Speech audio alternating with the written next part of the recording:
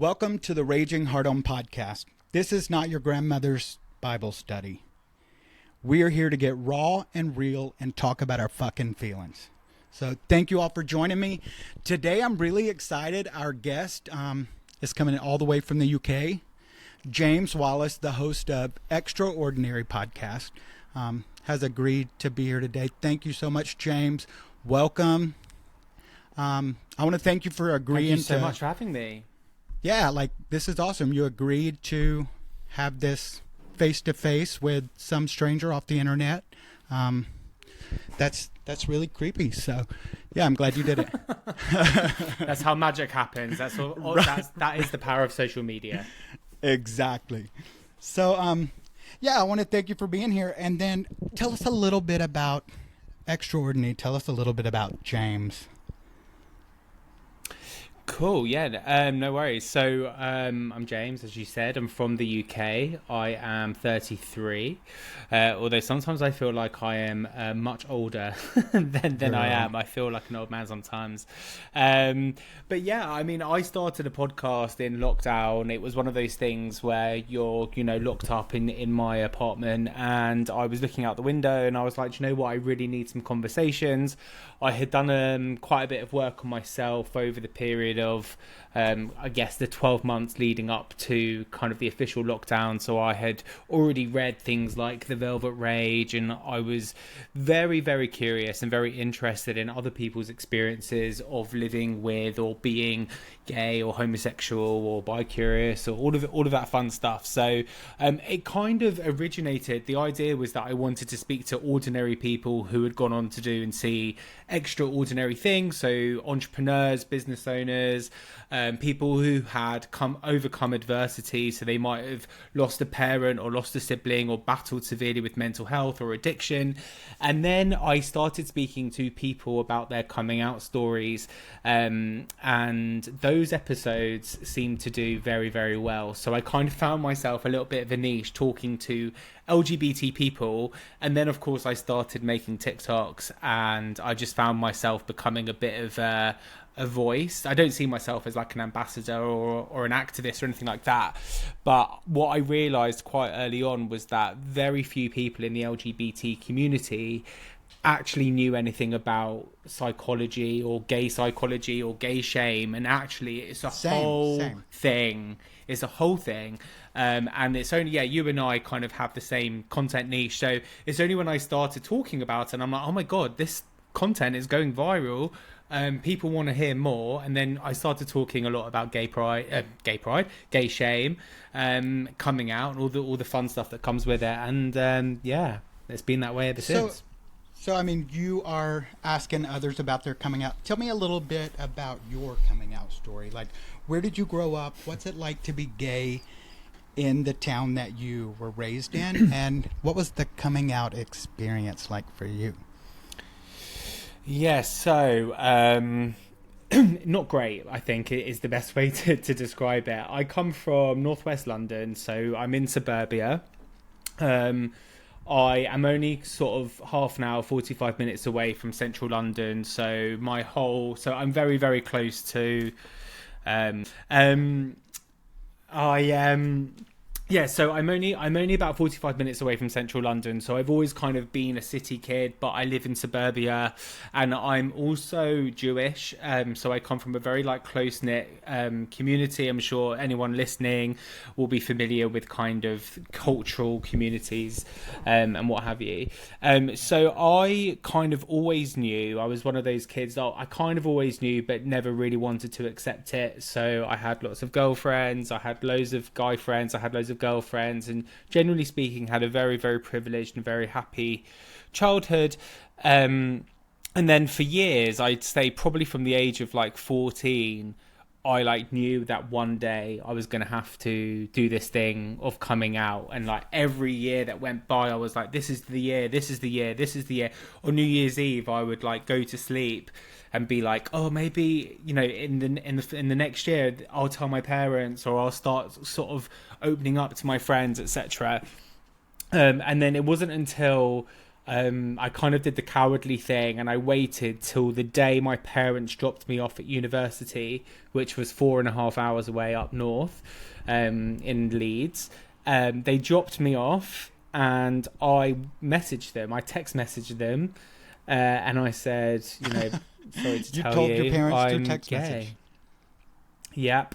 Oh, wow. And you know what's funny is that I thought that was going to stay with me as like again another thing of shame. I didn't have the balls to do it, but going, having all these conversations about other people's coming out stories is actually a really, really common method that people use, because you're able to articulate yourself in a way on paper that you can't verbalize. And maybe I just didn't have the maturity at 18 years old to do it, but that's I mean, how I chose I to could do it. I can see breaking up over text or something. Like, kidding. But no, I actually accidentally told my mom. So How did you do yeah, that? we were going for a walk, and she kept asking these like questions. I'd started seeing a guy, and a very religious home, evangelical, and yeah, she wanted to spend time with me, and I thought she knew, because I was feeling such freedom and joy for the first time. It was so exciting. So I thought maybe she could see it radiating on me. And we go for a walk one night, and she's like asking strange questions. And I said, Mom, if you have the balls to ask, I have the balls to answer. And she was like, so are you? And I was like, yeah, I'm gay. Your son is gay. She immediately starts crying. She thought I was smoking marijuana. So how do you go back and be like, I'm kidding about the gay thing? Yeah, you can't. Like, How old were you?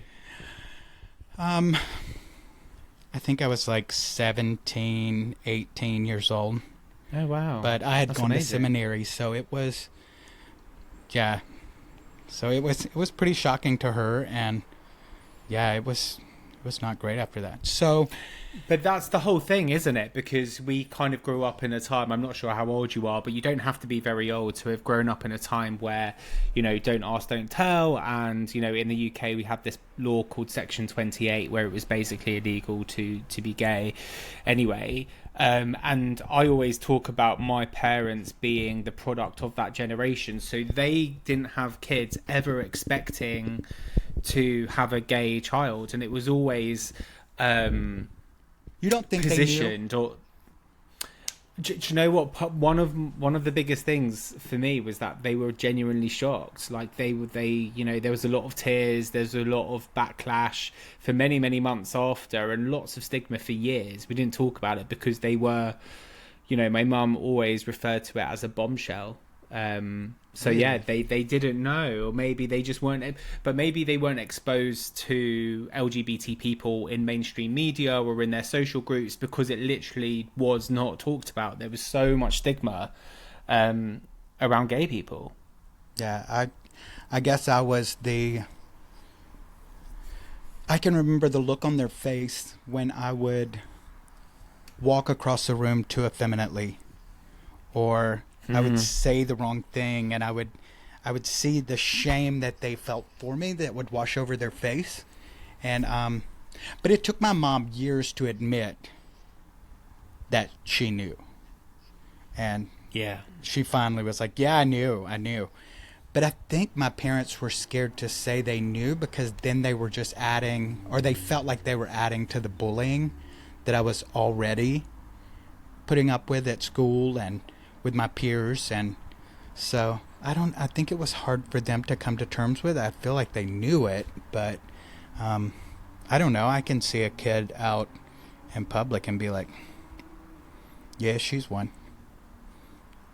Like, Yeah, she's gonna have a coming out story one day. Yeah. And one of the things I had to reconcile in my head, because I remember going to my therapist and being like, this was way, years ago, during lockdown, what have you. I remember going to him and I was like, my parents hate the fact that I'm gay. Like, I know they do. Like, all the shame and all those comments like you just referred to. And I remember we all have, I guess, as gay kids, we'll have moments in our lives where our dads or our mums would kind of give us a look or say, don't sit like that, put your legs down, don't cross your legs, don't hold your bag like that. Those sorts of moments.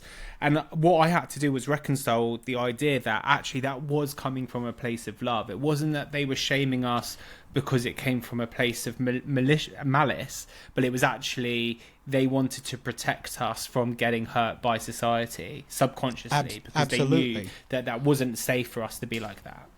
And I think it's really wise that you came to that conclusion, because you're not a parent, correct? No. I have a son, and I will say that my grace and understanding of my parents changed tremendously after I was a father, because I had, we hold our parents to this level of deity that they are supposed to be godlike. They're supposed to get it correct, and they don't get it correct. And, for me personally, like, my mom was 21 and had 4 children. I mean, she was a child.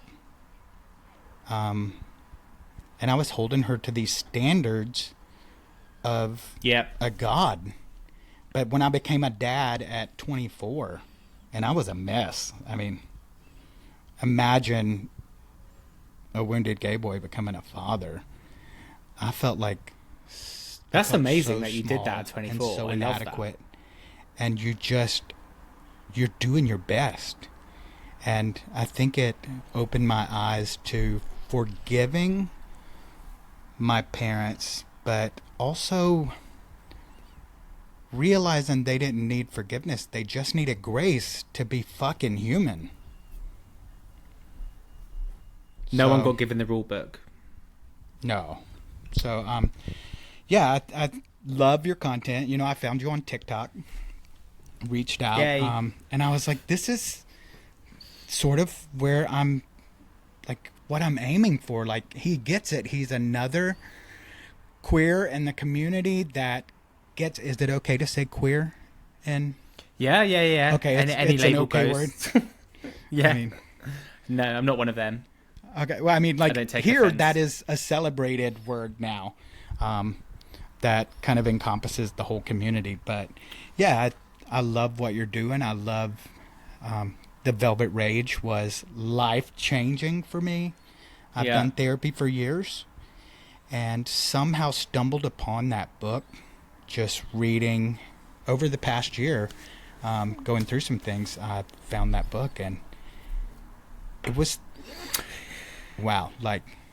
Yeah, I always think the book finds you when you need it, when you're right Absolutely. for it. Because I think deep down, for years before I kind of, the penny drops, I kind of knew what I was doing. I think we all secretly know that the behaviour of taking thirst traps or going to the clubs that you probably shouldn't be going to, or getting yourself involved with certain crowds that you shouldn't be involved with, or doing things to get more likes or more followers on Instagram. I think deep down we secretly know what we're doing.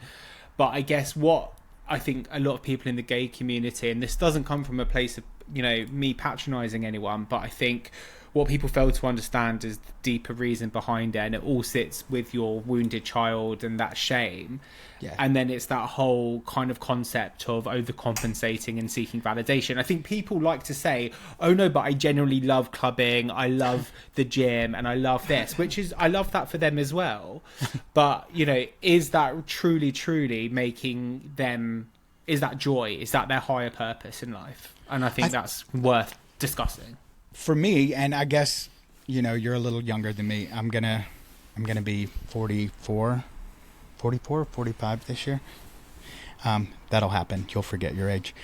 But I really didn't know what was going on with me. I didn't understand that, I got really into fitness and lost a ton of weight, and I had the look, but those were the moments I was the most insecure about my body. And, you know, in the book, it talks about getting to like stage 3, getting to stage 2, and then so many people would foreclose and return back to stage 2, right when they're about to cross to that next place in their life. And I think I arrived at the door of stage 3 so many times and foreclosed.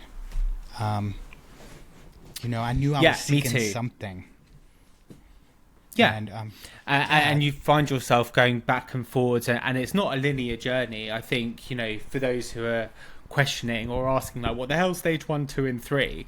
I think it's basically the order of events in which you find your kind of inner peace, or you find your joy, or you basically the gay shame that we're all born with, I guess, kind of dissolves itself. But yeah, I think depending on, you know, I've had relationships, for example, that forced me back into stage 2 because the foundations of that relationship was so insecure and so toxic that I found myself doing things for attention from other guys, because I didn't feel safe. And if you're dating someone or you're surrounded by a group of friends who are also deeply insecure and are displaying toxic actions or whatever, like, that is really, really unhelpful, and it's really detrimental to your personal development. Oh yeah, and I think for me, like, just getting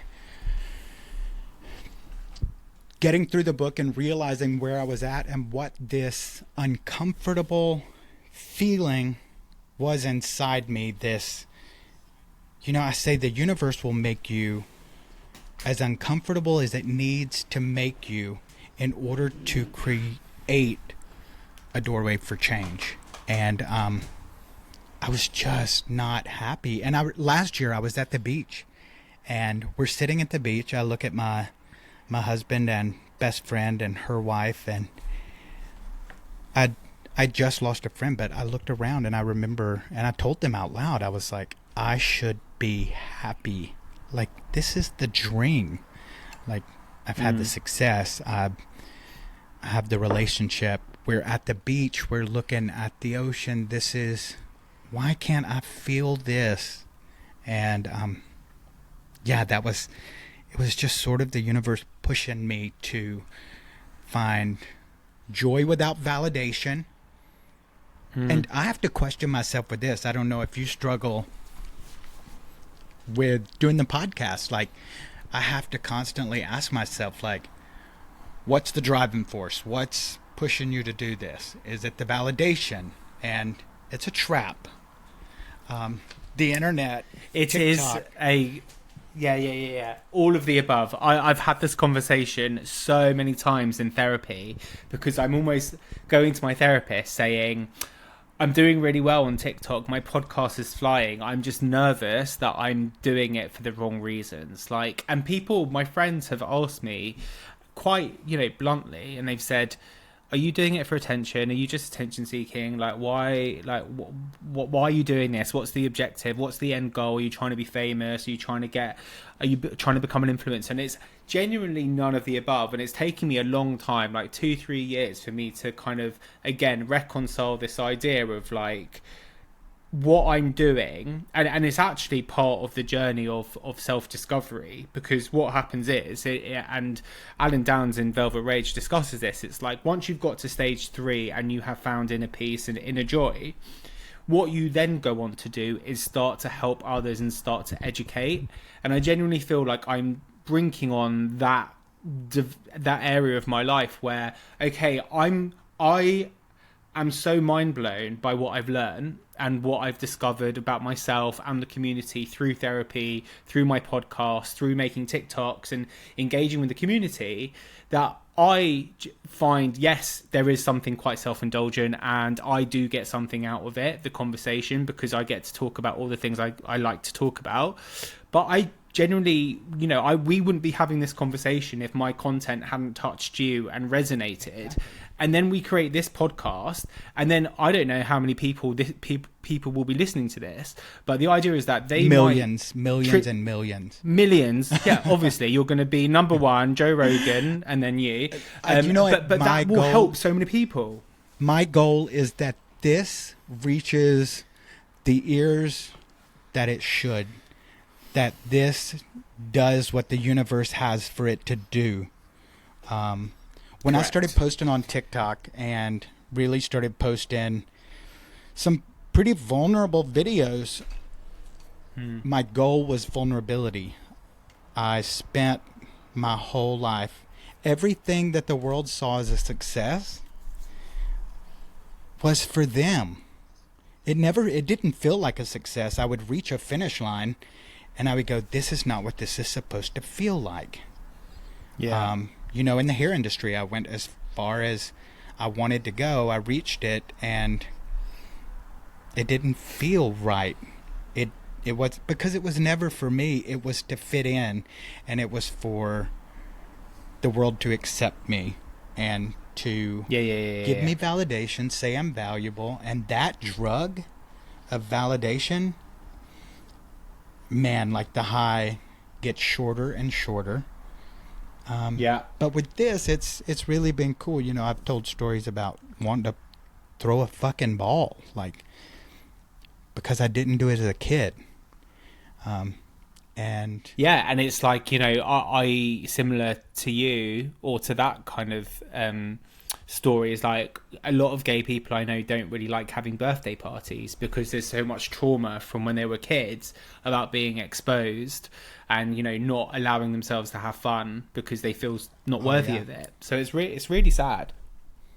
Or if you had fun and then you accidentally, you know, got really sissy and giddy and I mean, so you were always keenly aware of the position of your body, the pitch of your voice, and self-editing is a fact of life for a gay man. Certainly, I mean, I'd like to think it's becoming less of an issue, but certainly in the 90s, even the noughties, me going through high school and then university, like, I was absolutely self-censoring, self-editing. I couldn't play certain songs on my iPod at the time, or, you know, when you meet new people and they're like, oh, so what music are you into? And I'm like, oh, Britney, rap. bitch.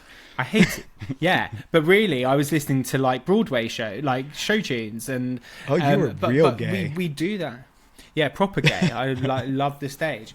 But it's so funny. And I talked about this on a recent TikTok videos, because each time that we're self-editing and we're telling people that we like rap music and we like hip hop and we're changing the way that we dress, we lose track of who we are. We don't even know who we are. We don't even know what we like anymore. And then we grow up and all of a sudden you're 25 and you're like, what the fuck? Like, what am I? Yeah. Who am I?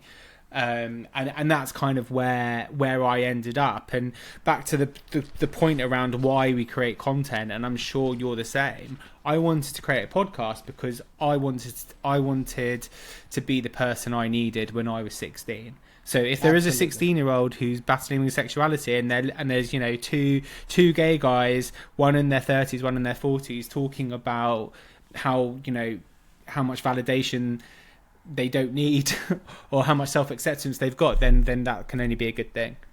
Yeah, the other day we were shopping, and he must have been 14, 13. We had on pink Hello Kitty t-shirts and, you know, our Hoochie Daddy shorts, and we're out just shopping at a craft store, and this kid walks by and he nervously gets excited and he goes, I like your t-shirts. And it took me back to a moment. I remember the first time I saw a human homosexual in person, and it was like the craziest feeling, because I was like, oh my God, there's more. Like, if there's this one, there must be more than just me and this person. And it was a man that was probably in his 30s. Back then he seemed 70, because I was, you know, 10 years old. And I just remember not being able to take my eyes off of him, because he was gay. He was like me. And I'd never been in that close proximity with another queer. And I don't even know that I knew what it was called. Yeah, you find yourself I remember walking through the streets of London. I must have been with my parents, going to see a show or going to visit someone. And you walk through the streets and you see like two men holding hands, for example, which was a very, very rare occurrence. But like, I obviously couldn't show that I was interested or I couldn't say anything. But God, my eyes were absolutely fixated. And there was, even, up until my late teens, whenever you came across gay people, there was just this intrigue, this curiosity and this fascination that would overtake me. Because again, Yes. it comes back. I think I've always been like psychologically minded, but I always used to ask myself, oh, I wonder how that works. I wonder if their parents know. I wonder if they're happy. Are they allowed to do that? Do they have a job? And like, I was always trying to see, oh my God, maybe one day, maybe I could be that person. And it was never. And then, yeah, you see more on TV. With the political climate right now and the whole people calling it grooming, just to be yourself in public. But it was never sexual back then. It was just the fact that I recognized there was another one in the world. And honestly, because I saw that there was another one in the world, I knew I didn't have to die. I knew, like, it gave me options to live because there were other people living and they were like me and they made it. And I think it's one of the things that gave me the drive to make it, to get to the age that it gets better, So yeah, that was. And that's why pride is so important, and it's why I take it very seriously, because I never used to be someone that ever. I was that kind of gay, and loads of us are like that, where we have a little bit of internal homophobia, and you kind of would be like, I'm gay, but I'm not like that gay. I'm not like a queen. I don't do drag, or you'd always be like, you'd have to kind of caveat what type of gay you are, or like I'm a bear, or I'm masculine, or I'm like all that kind of stuff. But since I've been doing the work and what have you, I take it very seriously that we as a community are one collective, and we all need to work together to help bring people up. Because you're absolutely right. I think we as kids in the closet would kind of look for any sort of glimmer of hope, and the smallest bit of hope was so powerful because it meant that you didn't have a suicidal thought that week, because we all know what the suicide rates are in the LGBT community, and it is horrific, and we just need to like bring each other up. Oh yeah, and this tribalism, I think the tribalism in our community is just another expression of the shame. It's 100%. Of course it is. I'm not that gay. And when I was in the salon, I can remember clients saying, well, you're not gay like that. And right before I got out of that industry and being a salon owner, I remember looking at my client and was like, yeah, I'm exactly that. The thing that makes them homosexual, the things that they do that you think are just so terrible, I do those same things. Like, with my husband, like, I do the nasty gay stuff just like them. I'm just as gay as them. And I guess there was something changing in me. I was so sick of being acceptable. I mean, I think it's amazing that you came to this place at your age. Man. Well, I think it's just I think it's circumstances. I think there's various events, and everyone gets to it at different stages. And like I said, it's not linear. I'm definitely not the finished product. I can definitely find myself making judgments, or stuff that I'm working with my therapist at the moment is like trying to not always come from a place of judging. I feel like it's a really common trait in the community to always come from a place of judgment and contempt rather than acceptance and consideration, because our whole lives I've had to be like, I played the role of victim. I grew up for 25 years thinking that the world had done me a disservice, and it was so unfair that I was born this way, and I didn't want to be this way. I wanted to be heterosexual, get married, have kids, and live a happy, normal life where I didn't have to self-edit every single day and make content about my sexuality, which is, you know, not the easiest thing in the world to do when my heterosexual peers are busy playing tennis and football and just getting on with their lives, getting married and having kids. But I don't want to come, like, I'm like refusing to victimize myself anymore, because I was born this way. We all are. It's not a lifestyle choice, and we just have to sort of try and be the best versions of ourselves as possible. Well, I think it is incredible. I think what you're doing is necessary, and I feel like there's a shift happening. Maybe it's because I've gotten to stage 3. I recognize what that is. The stage of authenticity and vulnerability, and it's a practice. When your whole life has been inauthentic, and then you get to this stage, it's definitely a practice. It is it's something you have to check. Yeah, and what I tell my friends, 100%. It's definitely work, and I speak to all my gay friends about this all the time. I'm like, please read Velvet Rage, please learn about authenticity, blah blah blah. But the challenge back is always like, but it feels restrictive. It feels like what the rule book says is that I can't really do the things that I love doing, which typically is kind of validation seeking behavior. But what I always try and explain is, when you reach that level, when you get to stage 3, and I'm not saying it's not like a cult, it's not like a faith, it's like a feeling, it's an emotion. It is so powerful, and I get to go to bed at night feeling at peace and not scrolling through social media or thinking about what the latest selfie is going to be, of trying to get people to sort of like me. Because really, every time you upload that thirst trap or upload that selfie or whatever, what your wounded child is doing is fighting for oxygen and fighting for love and to be seen and to be told that they're worthy of something. But when you get to a stage where you feel truly, truly authentic from within, all of those pressures, that feeling, that overwhelming need to have lots of friends and be seen and to be good at something in the arts or to have the best fashion sense or the latest clothing or the nicest car, all of that just dissolves and evaporates into thin air, and it is the most liberating, wholesome feeling, and it just requires work. It changes every aspect. You know, the thing I didn't expect for this vulnerability, authenticity era, who knew it was going to make sex better and more meaningful?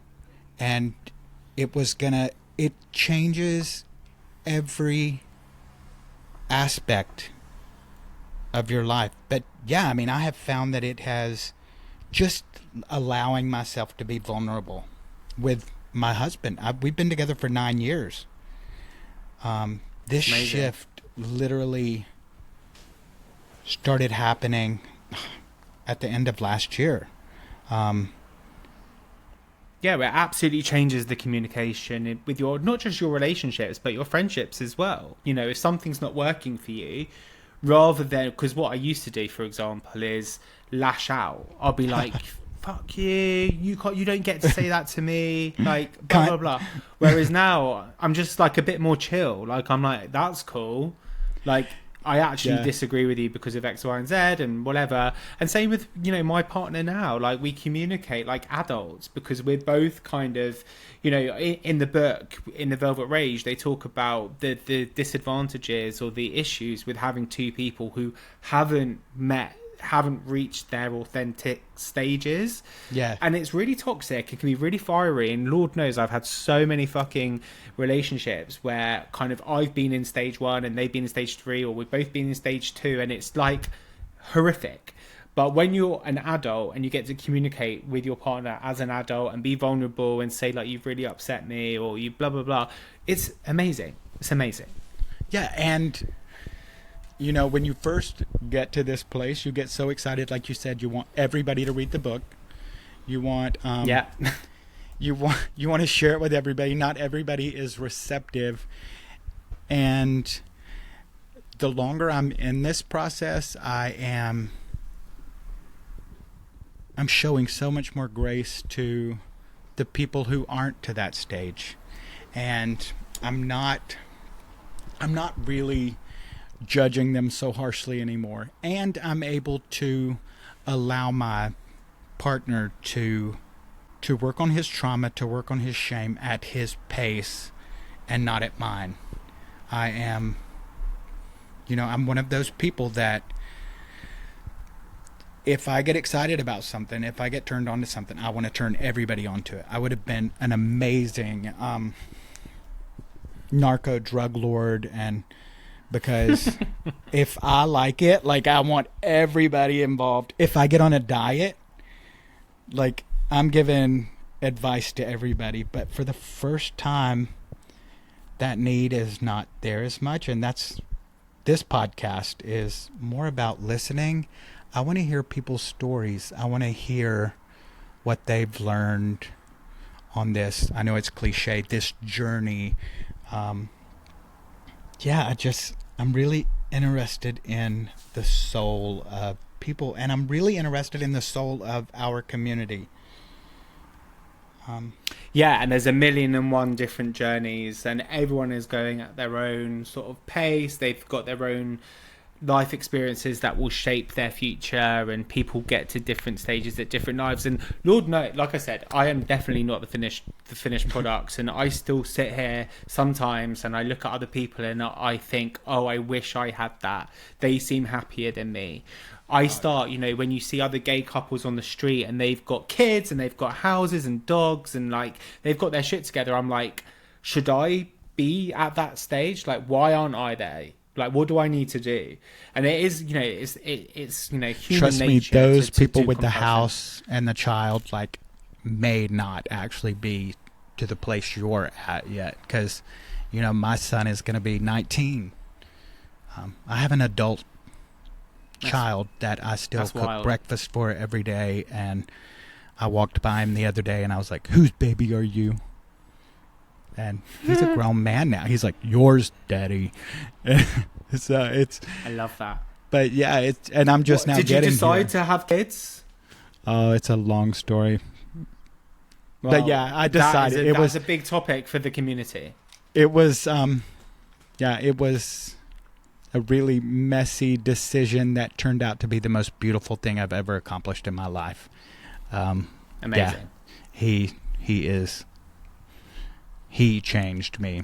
But yeah, I love being a dad, and I've always said if people knew how difficult being a parent was, no one would do it.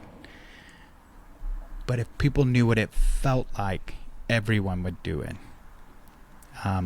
It's so hard, and it's so rewarding and scary. And now we're at the point that I've done everything I can do. Now it's time to see what he focuses on with his children, and then I'll know where I fucked up. You know, because I over-exaggerated the things I wish my parents had given me with him, and now, I just have to sit and wait to see how I fucked up with him and what he exaggerates with his children. So, when it goes one of two ways, you either overcompensate on the things that were lacking, or you double down on the fuck ups, basically. But it's all a chain reaction, and like we said at the very beginning of the podcast, like there's no rule book. Like my parents certainly weren't given one. I've got about 25 kids in my life. I'm at that stage where everyone's having kids, and I see it with my own eyes. Like everyone's got their own parenting style. Everyone kind of communicates in a different way to their kids, and that is the story of human nature. Like that's the circle of life. So absolutely, nothing we can do. This has been great. So this is where we get to the point that I want to see if you can handle taking some hard ones. Good. And that's our Okay. just some like fast questions. I want you to give me some answers. You cool with playing this game? Sure. Love it. Awesome. So what excites you? Making things.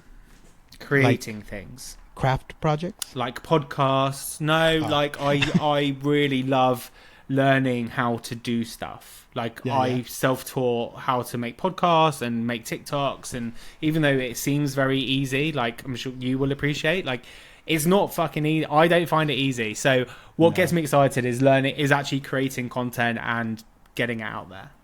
That's awesome. What makes you feel small? Losing.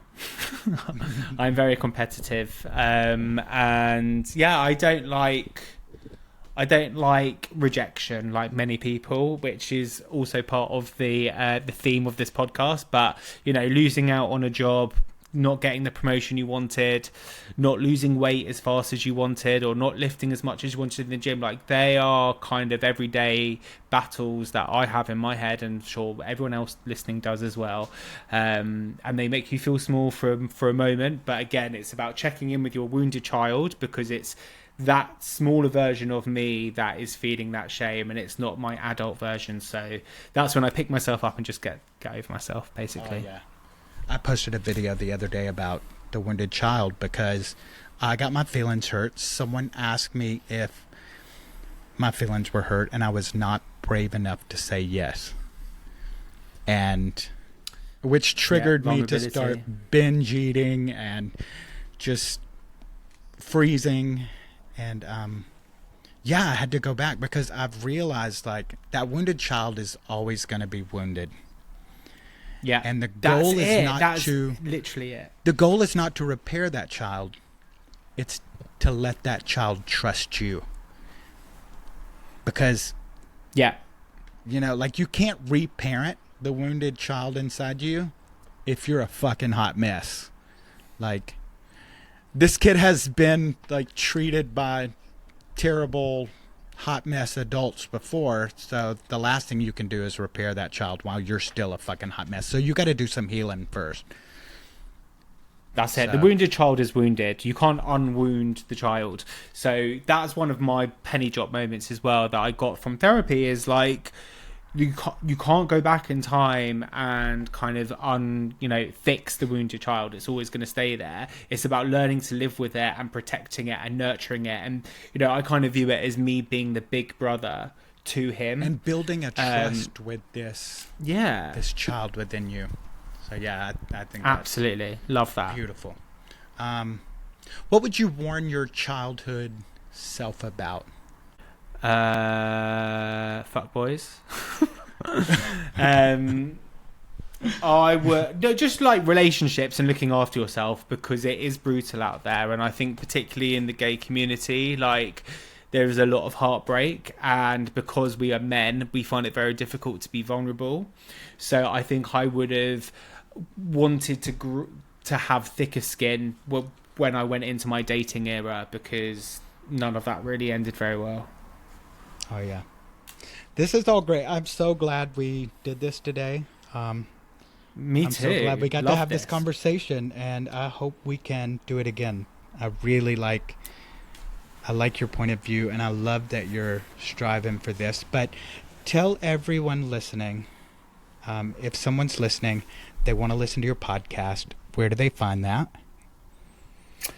So if you would like to hear my voice more, good for you, please search Extraordinary with James Wallis on Spotify, Apple, Amazon, Google, wherever you get your podcast.